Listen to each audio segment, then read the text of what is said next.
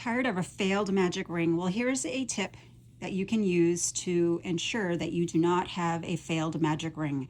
It is called a double magic ring. So what you will do is you will take your yarn tail and then you will take your working yarn and wrap it around your fingers once, twice, and then a third time you are going to cross it over those two loops.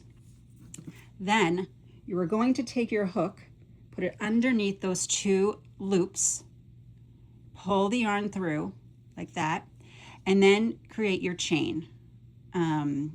If you're doing double crochets, it will be a chain 3, and that's what I will do here. So a chain 3. And then what you are going to do is you're going to pull the circle, double circle, off of your fingers. And you will see that you have these two loops and you will have this yarn tail. And you want to pull that out like that. And you are going to work the stitches that are instructed in your pattern. I will do 12 double crochets because that's what most of my granny squares use. And then I will come back and show you how to finish off your magic ring.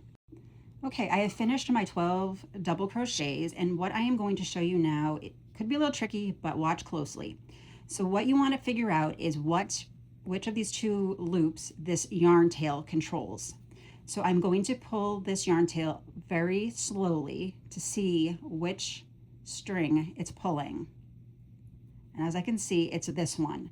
So because I know it's pulling this string, I know that this string will pull this loop here closed. Because in the end, you're going to pull this yarn tail tightly, and that's going to close off the circle. So here we go. So again, this loop here is what is controlled by this tail, see? And so I am going to use this to pull this loop so I can tighten that other loop here. See? It's closing it, and I'm pulling really tight. See? So now what you are going to do is once you've tightened it as much you can, you are going to take that yarn tail and pull tight as you can. And I just pull that very, very tightly. And you can see how nicely closed that yarn circle is. And I am going to finish this off so I can show you how tightly this double circle works so that you are never disappointed again by a failed magic ring. So here we go. So you see that? I'm going to pull this tail, if I can find it right here, one more time, tightly closed. You can see that. And I am going to pull. I am pulling very, very tightly, and this is not coming apart.